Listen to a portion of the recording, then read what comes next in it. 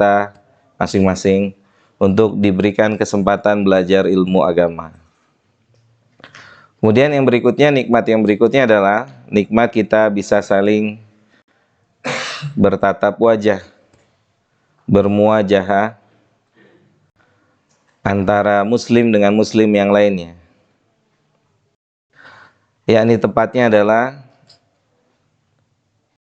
komunitas Muslim Bikers Indonesia yang dalam hal ini diselenggarakan acara ini oleh Muslim Bikers Indonesia Chapter Tangerang yang diikutsertakan oleh berbagai macam chapter. Ya Om ya, ada dari Depok ya, dan teman-teman Bekasi, Bogor, alhamdulillah, dan juga ada dari pusat, dari yang lain-lain. Ya Pak, ini jadi teman-teman adalah teman-teman yang tergabung dalam satu komunitas, yang komunitas tersebut diberikan nama Muslim Bikers Indonesia. Yang Muslim Bikers Indonesia ini punya chapter. Di setiap daerah ada chapternya masing-masing. Dan dalam hal ini yang berkesempatan hadir di tempat yang kita cintai ini, di mana ini ya? Di mana Pak? Ciangsana. Hah? Ciasana, Sukabumi ya Pak ya? Sukabumi adalah Muslim Bikers Indonesia Chapter Tangerang. Kita mengucapkan terima kasih kepada bapak-bapak semua, kepada para sesepuh, kepada para alim ulama, dan kepada seluruh bapak-bapak yang telah memberikan fasilitas kepada kita sehingga bisa terlaksana pertemuan atau pengajian kita pada sore hari ini. Kita sekali lagi mengucapkan banyak-banyak terima kasih kepada bapak-bapak semua atas berbagai macam hidangan yang diberikan kepada kita semua. Hidangan yang sangat luar biasa Pak. Sampai teman saya yang di luar nggak masuk-masuk tuh Pak.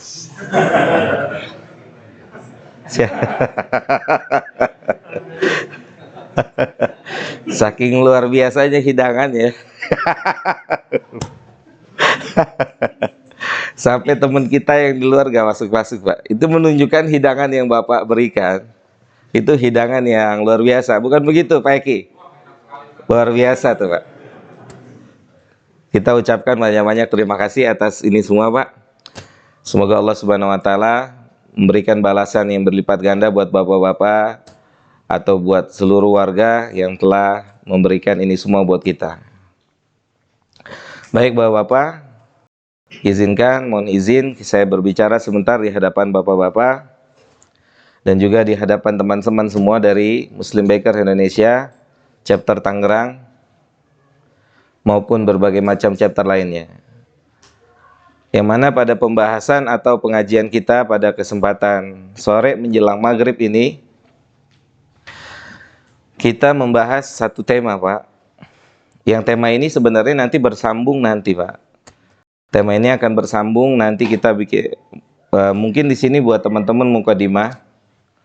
Nanti tema ini akan bersambung nanti kita lanjutkan di mana? Homestay ya. Kita akan di Puncak Dharma. Jadi tema ini bersambung Pak.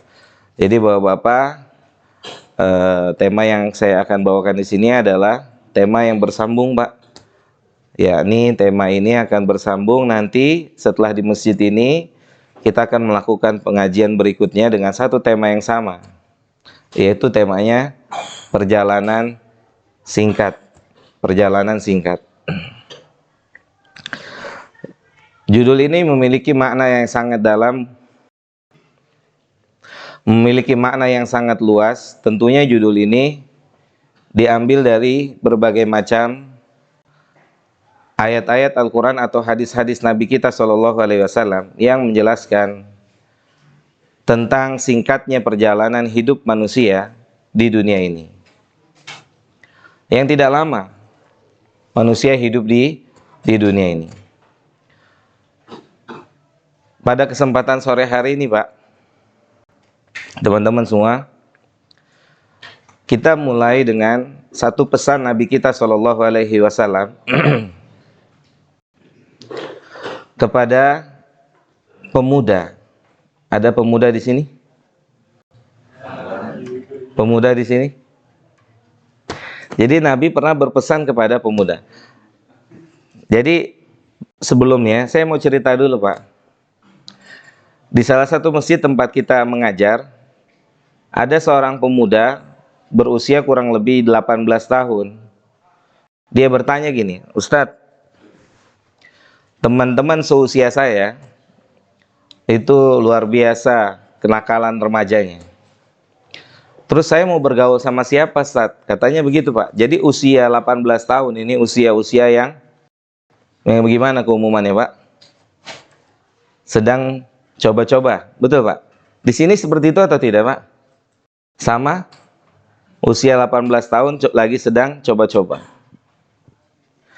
Na'udzubillahi min dzalik, mungkin ada yang sedang coba-coba narkoba, coba-coba maksiat yang lainnya dan seterusnya. Dia tidak mendapati teman-teman yang seusianya itu berusaha maksimal untuk taat sama Allah.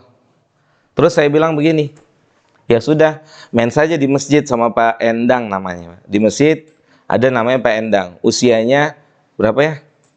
Kurang lebih 60 ya? Kurang lebih 60 tahun. Kaget dia. Oh, masa main sama Pak Endang? Gitu. Umur 20 masa main sama 60 gitu. Terkesan ini sesuatu hal yang apa? Nggak biasa ya? Betul nggak Om? Hah? Nggak lazim. Tapi kalau antum lihat sejarah, Ibnu Abbas itu usia 10 tahun, itu bergaulnya sama Nabi umurnya 60 tahun. Jadi saat Nabi kita meninggal, Pak, Nabi itu meninggal usia berapa? Mohon izin, Pak. Jangan dijawab kecuali angkat tangan buat warga setempat dulu. Nabi meninggal tuh usianya berapa, Pak? Untuk warga setempat, angkat tangan. Nanti ada hadiahnya, Pak. 63. Betul. Nih Bapak, kunci mobil. Nih buat Bapak. Oke, masih buat warga setempat. Di mana Nabi meninggal, Pak? Selain yang jawab tadi, di mana Nabi meninggal? Di Sukabumi, Garut, atau di Madinah atau di Mekah? Untuk warga setempat, silakan Pak, warga setempat. Angkat Pak, angkat tangan Pak. Di Madinah. Iya. Sebelahnya sana, Londi. Gitu. Taib, untuk member MBI, angkat tangan. Di kediaman siapa Nabi meninggal? Angkat tangan dulu. Iya. Boleh. Kalau antum nggak bisa jawab, pulsar antum buat aneh gimana? Li, setuju gak Li? Iya. Oke, jawab Deka. Di rumah Aisyah. Oke, ada 3 soal. Nabi meninggal di mana? Di rumah Aisyah. Pertanyaan keempat. Buat member. Dikubur di mana Nabi? Tepatnya dikubur di mana? Hah? Di kediamannya Aisyah. Jadi Nabi meninggal di rumah Aisyah, dikubur di rumah Aisyah. Oke, ada 4 pertanyaan. Alhamdulillah. Jadi begini Pak, jadi teman kita yang berusia kurang lebih 18 tahun ini bertanya, terus kita mau main sama siapa? Sementara orang-orang yang seusia dengannya itu keumuman atau rata-rata sedang mencoba-coba atau mencicipi, merasakan hal-hal yang negatif atau yang tidak baik. Ya Riz ya. Usia 18 tahun Riz, kurang lebih 20 tahun lah. Yang tawuran pelajar mungkin gitu kan, yang narkoba dan seterusnya. Terus saya bilang, ya udah main di masjid aja sama Pak Endang, Pak Didi dan seterusnya teman-teman bapak-bapak yang hadir atau yang biasa hadir di pengajian.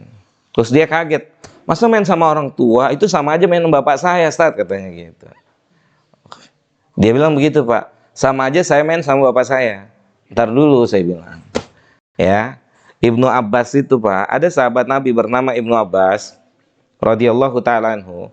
Saat Nabi meninggal usianya 63 tahun, Saat Nabi meninggal usia Nabi itu 63 tahun. Sedangkan Ibnu Abbas saat itu berusia kurang lebih 13 tahun. Ibnu Abbas adalah ahli tafsir, Pak. Kita kenal ahli tafsir, ada yang namanya yang paling terkenal, yang mungkin yang paling terkenal di sisi kita yang kita ketahui siapa? Ibnu Katsir ya. Betul ya, Pak ya? Mungkin di antara kita nama Ibnu Katsir adalah nama yang paling terkenal, paling ahli dalam bidang ilmu tafsir. Tapi ahli tafsir nomor 1, Pak, di dunia ini itu Ibnu Abbas namanya, Pak. Karena Ibnu Abbas belajar langsung dari Nabi Sallallahu Alaihi Wasallam. Gurunya langsung Nabi, maka Ibnu Abbas dikatakan sebagai ahli tafsir nomor 1 di dunia ini. Nah, yang menjadikan Ibnu Abbas itu menjadi orang soleh dan alim itu karena Ibnu Abbas bermain sama orang yang sudah matang, yaitu Nabi kita Sallallahu Alaihi Wasallam. Jadi nggak ada masalah buat pemuda ketika dia tidak bisa atau tidak mendapati orang-orang seusianya yang berusaha untuk taat sama Allah, maka tidak masalah dia bermain dengan siapa, Pak? Orang-orang tua yang sudah atau yang memang ibadahnya jauh lebih baik daripada para pemuda. Baik, jadi kita kembali pada pembahasan kita pada kesempatan sore hari ini, ya, yang diberikan judul perjalanan singkat. Perjalanan singkat kita mulai dengan satu hadis Nabi, pesan Nabi kepada salah seorang pemuda. Pesan Nabi kepada salah seorang pemuda yang bernama Abdullah bin Umar radhiyallahu taala anhu. Abdullah bin Umar bin Khattab radhiyallahu taala anhuma. Nabi pernah berpesan kepada pemuda ini, Pak. Ya, Nabi berpesan kepada pemuda ini. Kemudian tidak hanya berpesan, tapi Nabi pun memegang pundak sang pemuda, Pak. Ini tandanya apa, Pak? Kalau kayak gini, tandanya akrab, Pak. Nabi akrab dengan pemuda. Nabi pegang pundaknya Ibnu Umar, ya, Ibnu Umar. Kemudian kata Nabi Shallallahu Alaihi Wasallam, kun fid dunya ka'annaka gharibun au abirus sabili. Kata Nabi kita Shallallahu Alaihi Wasallam, ini pemuda. Jadi ini juga ingin memberikan apa? Memberikan pelajaran buat para pemuda. Salah kalau pemuda punya prinsip muda foya-foya, itu salah. Oke? Kalau pemuda punya prinsip pemuda, ya Pak ya, kadang-kadang pemuda punya prinsip sendiri, Pak. Muda foya-foya, tua kaya raya, mati masuk surga. Gitu. Enak gak tuh, Pak? Enak banget ya. Ya. Kadang-kadang kita sebagai pemuda atau manusia sebagai pemuda berpikir mumpung masih muda, ya, manfaatkanlah masa muda ini dengan berbagai macam hal-hal yang bermanfaat atau tidak bermanfaat. Kalau bermanfaat, alhamdulillah. Kalau tidak bermanfaat, maka ini tidak dianjurkan, bahkan tidak diperbolehkan dalam Islam. Jadi Ibnu Umar kecil atau Ibnu Umar sebagai pemuda dinasehati oleh Nabi kita. Nabi tidak menasehati atau Nabi tidak sedang menasehati siapa? Orang tua, Pak. Tapi anak muda. Anak muda yang dinasehati oleh Nabi Sallallahu Alaihi Wasallam. Ya, pemuda yang dinasehati oleh Nabi kita Muhammad Sallallahu Alaihi Wasallam. Bahkan teman-teman semua yang dimuliakan oleh Allah, dalam hadis yang lain, Nabi kita pernah berkata, innallaha la ya'jab. Sesungguhnya Allah itu kagum, Pak. Jadi di antara sifat Allah adalah kagum. Di antara sifat Allah itu adalah kagum. Ada sifat manusia yang dikagumi oleh Allah. Ada sifat manusia yang dikagumi oleh Allah. Nabi bilang sesungguhnya Allah kagum, Allah bangga. Kepada siapa? Kepada syabab, pemuda. Tetapi bukan kepada semua pemuda. Nabi bilang kepada siapa? Para pemuda, laisa lahu sabwah. Pemuda yang tidak punya kecenderungan untuk bermaksiat. Pemuda yang tidak punya kecenderungan untuk maksiat. Tapi pemuda yang dicintai oleh Nabi kita, yang dicintai oleh Allah, yang diistimewakan, dibanggakan oleh Allah adalah pemuda yang kecenderungan hatinya adalah mentaati Allah, mentaati Allah. Maka untuk para pemuda ini adalah sebuah motivasi dari Nabi kita Shallallahu Alaihi Wasallam. Kalau kita ingin menjadi orang yang dibanggakan oleh Allah, maka isilah hati kita dengan ketaatan kepada Allah. Isilah hati kita dengan ketaatan kepada Allah. Isilah kegiatan kita dengan ketaatan pada Allah. Maka dengan seperti itu, semoga termasuk bagian dari orang yang dibanggakan oleh Allah Jalla dzikruhu subhanahu wa ta'ala. Kalau kita dibanggakan oleh guru kita, kalau kita dibanggakan oleh atasan kita, dibanggakan oleh orang tua kita, senang nggak Pak? Senang Pak? Terus bagaimana kalau yang membanggakan kita? Allah. Bagaimana kalau yang membanggakan kita adalah Allah? Maka Allah pun membanggakan para pemuda. Tetapi pemuda-pemuda yang tumbuh berkembang, dia tidak punya kecenderungan untuk maksiat. Bisa nggak pemuda tumbuh berkembang tidak punya kecenderungan untuk maksiat, bisa atau tidak? Bisa. Caranya diantaranya tidak apa? Tidak berkumpul dengan pemuda-pemuda yang punya kecenderungan bermaksiat. Taib. Kata Nabi kita SAW kepada sahabat siapa Pak yang pundaknya dipegang? Ibnu Umar. Kata Nabi, kun fid dunya. Nasihat buat beliau, dan nasihat ini juga tertuju kepada seluruh manusia. Kepada seluruh manusia. Kita yang hidup di dunia dinasihati oleh Nabi.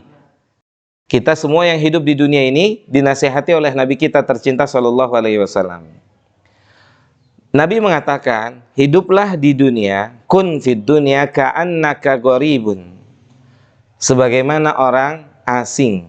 Kata Nabi kita Shallallahu Alaihi Wasallam, hiduplah di dunia sebagaimana orang asing. Pak, pada hakikatnya kita semua ini satu kampung Pak. Pada hakikatnya kita ini semua satu kampung. Kampungnya di mana Pak? Sukabumi, Jakarta, Bogor, Tangerang. Di mana kampungnya Pak? Di akhirat. Kita semua ini pada hakikatnya satu kampung Pak. Sukabumi, Tangerang, Jakarta itu domisili Pak yang akan kita tinggalkan. Karena kita akan meninggalkan dimanapun kita lahir, dimanapun kita tinggal, kita harus meninggalkan tempat itu. Dan kita harus pulang kampung. Dan kita semua punya satu kampung yang sama. Di mana? Di akhirat. Tetapi kampung akhirat itu ada dua tempat Pak. Apa itu? Surga dan neraka. Kampung di negeri akhirat itu ada dua, ada surga dan ada neraka. Tentunya kita berharap semua kita pulang kampung ke negeri kebahagiaan, yaitu di surga Allah Subhanahu wa Ta'ala. Baik Bapak-bapak yang dimuliakan oleh Allah Subhanahu wa Ta'ala, teman-teman yang dimuliakan oleh Allah Tabaraka wa Ta'ala, kita semua satu kampung, yaitu kampung negeri akhirat. Melalui proses dilahirkannya kita di atas permukaan bumi ini lewat rahim ibu kita masing-masing, maka kita harus tahu pesan dari Nabi kita ketika kita ada di dunia. Pesan ini untuk seluruh manusia. Kata Nabi SAW, kun fid dunya ka'annaka gharibun. Jadilah engkau di dunia sebagaimana seakan-akan orang asing. Pak, ada yang pernah merantau Pak? Ada yang pernah merantau? Ada? Kemana? Misalnya kemana Pak? Jauh ya? Alhamdulillah.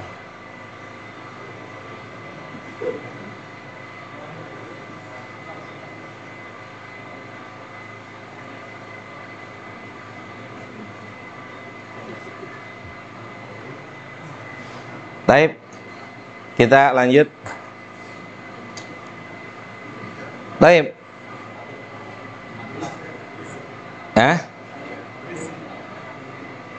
Suara saya kedengeran Pak? Berisik ya? Oh, pakai apa?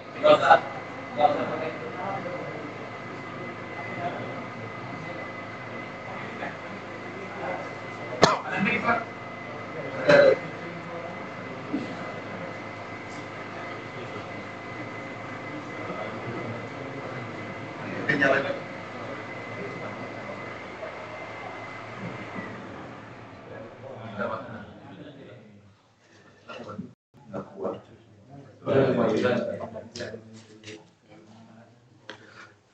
apa-apa Pak, biarin. Qadar Allah semua. Semua qadar Allah. Yang penting materi bisa disampaikan dan bisa disimak Pak. Insya Allah. Khair insya Allah. Baik. Kita lanjut bawa Bapak.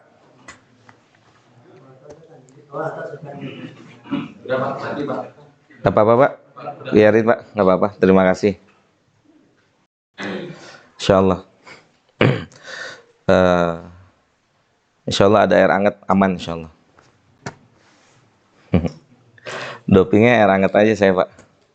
Air putih hangat. Baik Pak, kita lanjut.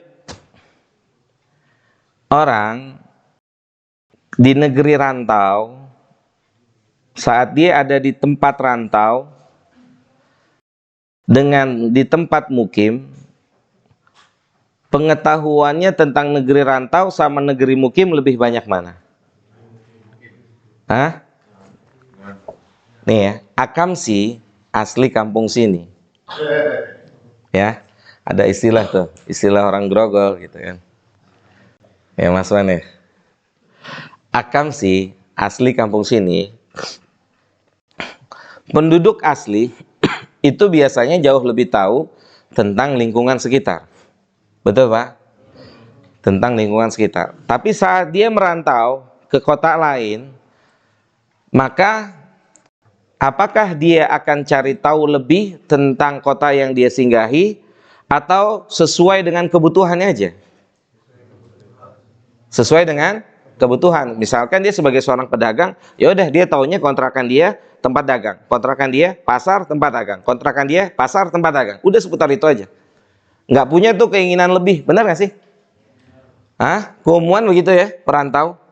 Oke, merantau di mana? Jakarta. Jakartanya di mana? Jakarta Pusat. Pusatnya di mana? Tanah Abang. Tanah Abang. Tanah Abangnya di Dogalan Toko. Biasanya udah Jakarta kampung, Jakarta Tanah Abang, pasar rumah, pasar rumah. Tanya Kemayoran nyasar. Hah? Benar Om? Kemayoran di mananya Kebayoran? Kan namanya mirip gitu. Namanya mirip nih Kemayoran, Kebayoran. Namanya mirip nggak? Tempatnya dekat nggak? Jauh. Ada ya, ada Kemayoran, ada Kebayoran. Bedanya dikit aja. Huruf apa? M sama ba. Ba lagi. B gitu. C gitu ya. Kemayoran, Kebayoran. Dua tempat yang hanya berbeda huruf, tetapi jauh tempatnya Pak. Dan perantau, biasanya perantau, keumumannya perantau, ya. Ini keumuman perantau. Dia nggak mau tahu tentang lingkungan sekitarnya, kecuali dia mau tahu tempat-tempat yang dia punya kebutuhan aja, yang punya manfaat buat dia saat dia pulang kampung. Sahih Pak? Bagaimana caranya di tempat rantau ini bisa menghasilkan harta yang sebanyak-banyaknya, bekal yang sebanyak-banyaknya, sehingga dia bisa bawa semuanya kemana Pak? Pulang kampung. Betul Pak? Ini yang harus kita miliki saat kita hidup di dunia ini Pak. Ini harus ada dalam diri kita. Kita ini semua perantau Pak. Kita ini semua perantau. Di negeri, di dunia ini kita ini semua perantau. Nggak ada yang bakalan kekal abadi di sini. Maka Nabi SAW ingatkan sahabat Ibnu Umar, kun fid dunya ka'annaka gharibun. Jadilah di dunia ini sebagai orang asing, sebagai perantau. Udah sekedarnya aja. Berarti dari sini dapat kita fahami yang harus lebih dikuasai oleh perantau, negeri kampung halamannya atau negeri rantaunya. Negeri rantaunya atau negeri halamannya? Negeri halamannya. Taib. Maka seharusnya kalau kita memang tahu, teman-teman semua yang dimuliakan oleh Allah, kalau kita memang sudah mengerti dan memahami apa yang dikatakan atau apa yang dimaksud oleh Nabi, kun fid dunya ka'annaka gharibun. Jadilah di dunia sebagaimana orang asing. Sebagaimana orang asing.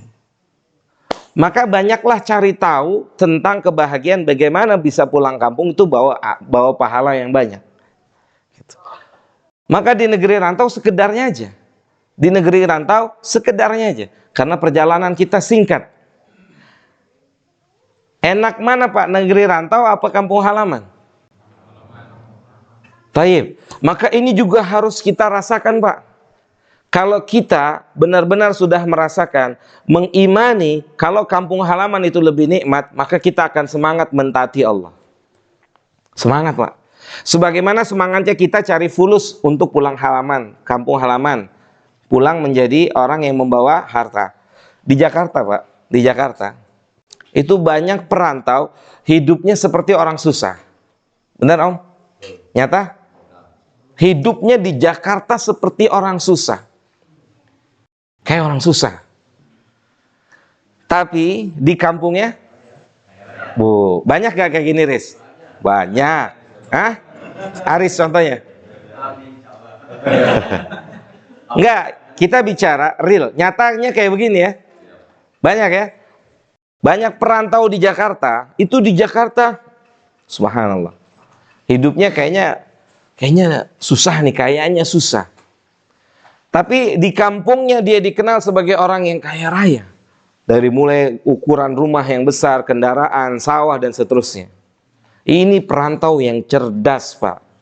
Ini perantau yang cerdas. Nah, pada hakikatnya, seharusnya kita di dunia itu begini, Pak. Nggak apa-apalah di dunia apa adanya hidupnya. Ya, coba Pak, bayangin Pak. Bayangin Pak. Kita sekolah, sebagian kita ada yang sampai SMA. Sebagian kita ada yang sampai S1, S2, S3. Keumumannya untuk mengejar yang sementara, apa yang selamanya? Sementara. Benar, Riz? Keumumannya, saya tidak katakan seluruhnya.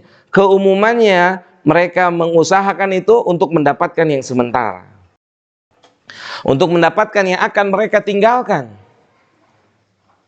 Maka seharusnya yang tepat, yang paling benar, perantau itu tahu ini bukan negerinya, ini bukan kampung halamannya, maka sekedarnya saja. Sekedarnya saja. Karena perjalanan kita di sini singkat. Yang panjang adalah perjalanan sesudah kematian kita, Pak. Itu panjang, Pak. Dan sebelum datangnya hari kiamat, kita akan berada di mana? Tunjuk tangan, Pak, yang bisa jawab. Angkat tangan, Pak. Nggak tahu. Iya. Yang nggak tahu tadi nggak disuruh angkat tangan. Yang tahu yang disuruh. Ayo, ada yang tahu? Silakan. Sebelum kita sampai di hari kiamat, sesudah wafatnya kita ada di mana semua? Angkat tangan dong, angkat tangan. Ini ada hadiahnya nih. Angkat tangan. Hah? Alam ba'as. Taib. Yang lain? Alam kubur. Alam kubur sama kuburan sama atau tidak, Pak? Ayo. Alam mati aja gitu, Masya Allah. Ya. Alam barzah, yang tepat alam barzah. Ya, yang tepat adalah sesudah wafatnya kita. Ini benar, Om, jawabnya. Yang tepat adalah kita semua ini, Pak, ketika meninggal dunia, kita semua ditempatkan di alam barzah. Sampai kapan? Sampai di keputusan Allah hari kiamat. Di alam barzah ada orang yang berbahagia dan ada orang yang sengsara. Kita semuanya di situ. Panjang, Pak, panjang. Sudah berapa tahun Nabi meninggal? Sudah berapa tahun para sahabat meninggal? Sudah berapa tahun tabi'in meninggal? Sudah berapa tahun tabi'ut tabi'in meninggal? Sudah berapa tahun kakek kita meninggal? Sudah berapa tahun uyut kita meninggal? Sudah puluhan, bahkan ratusan tahun, bahkan ribuan tahun lamanya. Lebih lama penantian alam barzah daripada hidup di atas permukaan bumi ini. Maka secerdas-cerdasnya manusia adalah orang yang mati-matian untuk kebahagiaan hidup di bawah tanah, bukan hidup di atas tanah. Itu orang yang cerdas. Secerdas-cerdasnya manusia, dia akan mati-matian tuh Pak. Kerja keras. Kerja keras. Bagaimana nanti sesudah wafatnya dia bahagia. Semoga kebahagiaan itu langgeng sampai keputusan Allah hari kiamat dan dimasukkan ke dalam surga Allah Jalla Dzikruhu Subhanahu wa ta'ala. Baik Bapak-bapak yang dimuliakan oleh Allah Subhanahu wa ta'ala, ini yang harus kita ketahui. Ini yang harus ada di dalam hati kita Pak. Kita dipesankan oleh Nabi kita Shallallahu Alaihi Wasallam, karena waktu kita singkat Pak, karena perjalanan hidup kita di sini singkat Pak, sangat singkat. Sementara penantian kita sampai datangnya keputusan Allah, waktu yang kita tidak tahu sampai berapa ratus tahun. Kalau untuk hidup yang singkat saja, kita pikirin besok kita makan apa, besok istri saya makan apa, besok anak saya makan apa, besok istri saya atau keluarga saya beli baju apa. Kita pikirin tuh Pak untuk hidup yang singkat. Seharusnya lihat pesan Allah. Apa kata Allah? Allah nggak khawatir kita di dunia ini, sama sekali nggak khawatir. Allah nggak khawatir, tapi Allah khawatir saat wafatnya kita. Lihat kata Allah apa? Ya ayyuhalladzina amanu qu anfusakum wa ahlikum nara. Wahai orang-orang yang beriman, jagalah diri kalian dan keturunan kalian dari api neraka. Itu yang Allah khawatirkan. Pak, kalau untuk rizki, itu semua kita ada rizkinya tertulis. Tidak ada yang tidak ada rizkinya. Nggak perlu dikhawatirkan. Nggak perlu dikhawatirkan. Tinggal kita usaha, maka kemudian setelah usaha, Pak, siapa orang paling kaya di dunia? Orang yang paling kaya di dunia? Nabi Muhammad. Siapa orang yang paling kaya? Jenis orang yang paling kaya itu seperti apa? Apa? Kira-kira. Jenis orang yang paling kaya di dunia. Tipenya seperti apa? Yaitu orang yang paling bersyukur terhadap apa yang Allah takdirkan. Itu orang paling kaya, Pak. Itu orang paling kaya. Contoh. Ini ada pisang goreng, ya Pak ya, betul Pak ya. Yang satu apa ini? Pisang pisangnya. Ini pisang matang, pisang goreng nih. Ini contoh Pak ya, boleh saya buat contoh boleh Pak ya? Oke. Misalkan Bapak, ya kan, pengennya, namanya siapa Pak? Pak Budi. Sebelahnya Pak Budi? Pakir. Pak Okir, Pak Budi dan Pak Okir. Misal nih, contoh nih jamaah, contoh, misalnya, ini tidak terjadi, hanya percontohan. Pak Budi, saat pisang-pisang ini datang, yang ada di depan Pak Budi itu pisang goreng. Sementara yang ada di depan Pak Okir pisang matang begitu. Pak Budi hatinya pengen pisang itu. Ya Allah, kok nyampingnya pisang ini gitu. Dari tadi misalnya contoh, lagi ngaji habis nengok Ustadz nengok pisang, nengok Ustadz nengok pisang, nengok Ustadz nengok pisang gitu. Misalnya Pak, mohon izin Pak, contoh aja. Biar akrab kita Pak. Jangan akrab sama dia Pak. Kita biar akrab Pak. Mudah-mudahan kita bisa merutinkan bikin pengajian di sini Pak, insya Allah. Misalnya Pak, hidupnya seperti ini nyaman nggak Pak? Walaupun padahal ada pisang ini nih, ada pisang goreng. Tapi Pak Budi pengennya pisang itu. Enak gak tuh hidup lagi ngaji nengok pisang? Nggak enak hidup Pak. Kapan hidup Pak Budi enak? Ketika pisang apapun yang datang, alhamdulillah. Itu sama Pak teman-teman yang naik motor nih Pak, teman-teman yang naik motor. Misalnya naik motor CBX 150. Ya, lagi viral ini ya. Misalnya sabar dong gitu. Ya kan? Misalnya nih contoh. Begitu dia parkir, masuk sebelahnya CBX 500. Ya Allah, kapan gue punya kayak gitu? Ini hidupnya nggak nikmat kayak begini. Hidup nikmat itu saat dia pakai yang dia punya, oh dia bersyukur pada Allah. Alhamdulillah Allah kasih ini. Itu orang paling kaya, Pak. Itu orang paling kaya. Itu orang paling kaya di dunia ini adalah orang yang selalu bersyukur kepada Allah atas apa yang Allah berikan. Atas apa yang Allah berikan.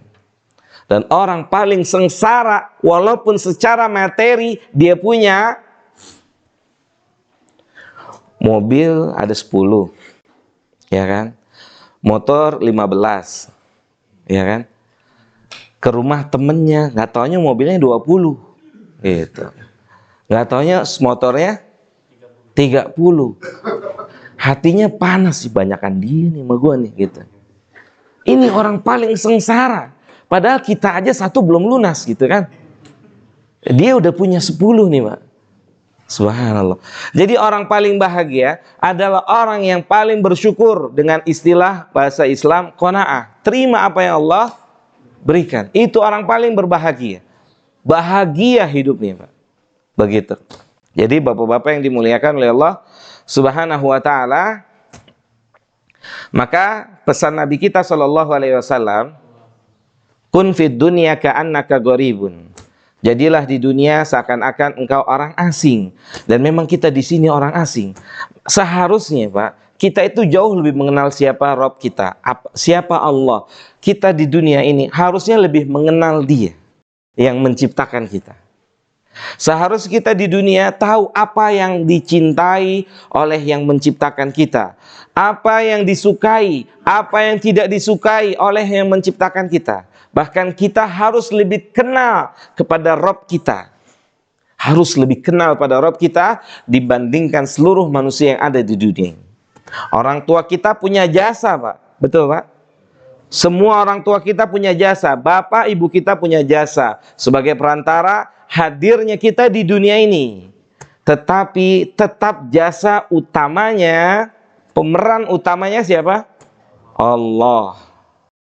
Maka sebelum kita bersyukur kepada kedua orang tua kita, maka kita harus pandai bersyukur kepada Allah. Maka kita harus kenal, Pak. Kita harus tahu siapa Rabb kita. Harus kita mengenalnya. Yaitu satu zat yang kita harus bertemu dengannya suatu hari nanti. Jangan sampai kita menjadi manusia yang hidup di dunia ini yang dicela oleh Allah. Allah mencela orang yang memiliki pengetahuan dunia lebih. Allah bilang dalam Al-Quran, ya'lamuna zahira minal hayati dunya wahum anil akhirati hum ghafilun. Kata Allah nih, Mbak, kita tidak dilarang memiliki ilmu dunia, enggak dilarang. Cuma yang tercela ketika ilmu dunia kita tinggi, kita nggak ngerti apa-apa tentang ilmu agama. Itu dilarang, Pak. Allah cela, Pak. Allah cela. Maka seharusnya ilmu dunia itu berbarengan dengan ilmu akhirat. Bahkan ilmu akhirat harus lebih unggul daripada ilmu dunia. Mohon izin, jangan sampai kita ditanya ini dan itu kita bisa jawab. Tetapi ketika ditanya atau praktek agama, kita tidak bisa. Kita tidak bisa. Ya subhanallah, ya subhanallah. Kita tidak ditanya tentang keahlian-keahlian kita tentang dunia. Tetapi kita akan ditanya oleh Allah, kenapa kita tidak ahli tentang ilmu akhirat. Kita ditanya, Pak. Karena kita tercipta untuk apa? Angkat tangan, Pak. Kita tercipta untuk ibadah. Saya mengistilahkan, sebagian besar manusia itu hanya hafal ayat Al-Quran. Wa ma khalaqtul jinna wal insa illa liya'budun. Tidaklah aku ciptakan jin dan manusia kecuali untuk beribadah. Kita semua tahu. Tapi kita belum menjalankan ayat ini. Mana buktinya? Buktinya ilmu dunia kita jauh lebih unggul daripada ilmu agama kita. Itu salah satu bukti di antara sekian banyak bukti bahwasannya kita belum menjadi perantau yang sejati. Perantau yang sejati, maka dia akan memperbanyak bekalnya menuju kampung halamannya. Dia rela Pak di dunia ini.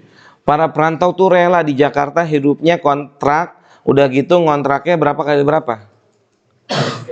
3 kali 3, anaknya 3, istrinya 1 apa 2? 1 ya. Baru 1 gitu. Pembahasan yang nggak pernah habis gitu. Ya kan? Subhanallah. Pak, rela tuh Pak, panas-panasan gitu. Rela dia, rela. Tapi di rumahnya, di kampungnya, rumahnya kayak istana. Besar, kendaraannya, sawahnya. Itu begitu Pak, perantau yang sesungguhnya tuh kayak begitu Pak. Ini yang dipesankan teman-teman semua oleh Nabi kita. Ini yang dipesankan oleh Nabi kita Shallallahu Alaihi Wasallam. Jadilah di dunia seperti orang asing. Orang asing. Orang asing itu banyak taunya apa banyak nggak taunya? Banyak nggak taunya. Jadi kalau dibilang kuper nggak masalah. Kuper ilmu dunia mafi muskilah, la syai' la haraj, nggak masalah. Yang masalah kuper negeri akhirat. Itu masalah. Ya Mas Wan. Orang gila makan nggak? Orang gila makan. Ada rezekinya? Ada. Ya bukan berarti antum harus jadi gila, enggak gitu kan. Orang gila selau gitu, selau kan? Selau. Subhanallah. Kita yang punya akal khawatir. Subhanallah, subhanallah. Jadi Masya Allah ya, butuh ilmu, butuh iman, biar kita bisa apa? Bisa berjalan di atas permukaan bumi ini sebagaimana mestinya. Menjadi orang asing karena tahu hidup kita ini singkat, perantau kan singkat. Sampai berapa lama sih dia harus pulang kampung kan gitu. Keumuman umat Nabi Muhammad itu meninggal di angka usia berapa kata Nabi? Angkat tangan Pak. Siapa?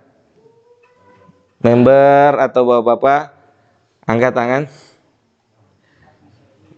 Abu Rai? 60 sampai 70. Kata Nabi Shallallahu Alaihi Wasallam, keumuman umat Nabi Muhammad itu meninggal di angka 60 sampai 70 harus pulang kampung.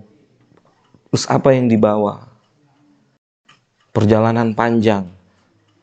Alhamdulillah ya, kalau punya bekal yang cukup Pak, punya bekal yang cukup. Kita aja yang nggak tahu besok hidup atau tidak, kulkas penuh Pak, betul nggak? Kita nggak tahu nih besok hidup atau nggak hidup, tapi kulkas sudah siap tuh buat seminggu, buat 2 minggu, buat sebulan. Benar nggak Mas Man? Penuh. Telur sekilo, apa lagi? Hah? Apa? Benar nggak Om Jun? Om Chan? Kita ini nggak tahu. Apa? Orang Eropa tahu. Kita nggak tahu ikhwan, kita nggak tahu ya. Kita nggak tahu besok hidup atau enggak. Ini udah atas telur, bawahnya telur, telur lagi, daging, ikan, macam-macam Pak, sayur-sayuran. Besok belum tahu dia hidup atau tidak tuh. Tuh lihat tuh persiapannya tuh. Padahal nggak tahu dia besok hidup atau tidak tuh. Buat siapa tuh? Ini harus kayak begini nih. Harusnya kayak begini, Pak. Orang dagang itu hitung-hitungannya mantap nggak Pak? Hitung-hitungan rugi, untung rugi nggak? Nah, seharusnya kita juga begitu dalam hidup nih Pak. Waktu kita menit per menit ya, detik per detik, menit per menit, jam per jam, kira-kira kita untung apa rugi nih besok di negeri akhirat. Oh itu hitung-hitungannya nih. Kalau saya begini, keuntungannya apa negeri akhirat. Kalau saya begini, kerugiannya apa besok. Nah itu hitung-hitungannya. Subhanallah. Seperti itu hitung-hitungan. Kan pedagang begitu. Lihat, wah rugi nih, nggak bisa nih begini. Wah ini nggak begini cara. Harusnya tuh untuk menghadap negeri akhirat itu hitung-hitungannya luar biasa. Hitung-hitungannya luar biasa. Sudah mau maghrib ya Pak? Maghrib jam berapa?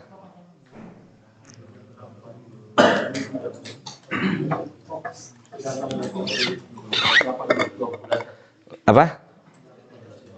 18.15. Baik, ini pembahasan yang pertama Mudah-mudahan bermanfaat buat saya dan buat kita semua. Sebagai mukadimah buat anak-anak CT yang lainnya. Kita ketemu lagi di mana? Iya, insyaallah mudah-mudahan Allah kasih kita kekuatan fisik yang kuat untuk bisa menyelesaikan rondon kajian kita di Sukabumi ini. Kurang lebihnya ini yang bisa saya sampaikan, Pak. Belum sempurna, insyaallah mudah-mudahan akan ada pertemuan-pertemuan berikutnya bersama Bapak-bapak semua yang ada di sini. Kita sama-sama belajar. Jadi perjalanan singkat, mukadimah, pertemuan pagi karena apa? Sore menjelang maghrib ini, yaitu kata Nabi SAW, hidup seperti orang asing, Pak. Orang asing itu banyak nggak taunya, Pak. Banyakin pengetahuan tentang ilmu pulang kampung. Kenapa, Pak? Karena hidup ini singkat. Mas nggak belajar agama, ntar dulu matematika dulu, eksak dulu. Mas kalau nggak hidup gimana? Coba. Kalau besok mati gimana? Mas belum belajar ilmu tajwid, nanti aja 50 kalau sampai. Iya kan? Mas belum belajar agama, nanti aja kan masih muda. Banyak pemuda meninggal. Banyak nggak? Gitu. Jadi ingat pesan Nabi kita SAW, kun fid dunya ka'annaka gharibun. Jadilah seperti orang asing. Saya rasa cukup dari saya. Saya mohon maaf Pak kalau ada kata-kata yang tidak baik, tidak sopan. Kita cukupkan sampai di sini. Ada waktu untuk soal jawab, atau kalau tidak ada, maka kita persiapan untuk sholat maghrib. Silakan Pak kalau ada yang mau bertanya.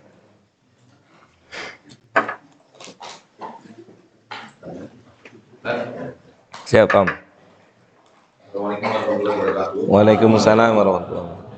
Saya pernah mendengar ada salah satu hadis bahwa dunia ini tidak lama saat ini.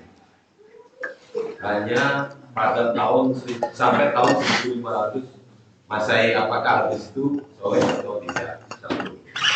Kedua, kalau memang itu tidak sampai 150, berarti kan tinggal berapa puluh tahun lagi. Itu pertanyaan saya. Ya. Apakah hadis itu sahih? Secara kepastian tidak sahih. Tidak bisa dipastikan kapan berakhir. Tetapi secara prediksi atau secara umum memang Nabi mengatakan bu'istu wasa'aka hataini. Nabi pernah mengatakan saya diutus dan datangnya hari kiamat itu jaraknya seperti ini. Nabi kasih dengan dua jarinya. Yang menunjukkan dari diutusnya beliau dengan hari kiamat itu adalah waktu yang sangat singkat.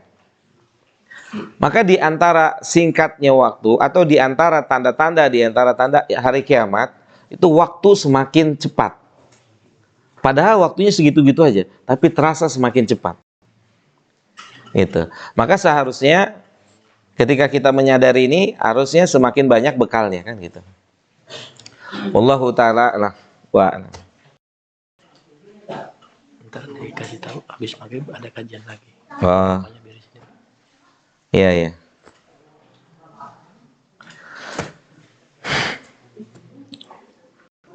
Ada lagi Pak yang mau bertanya?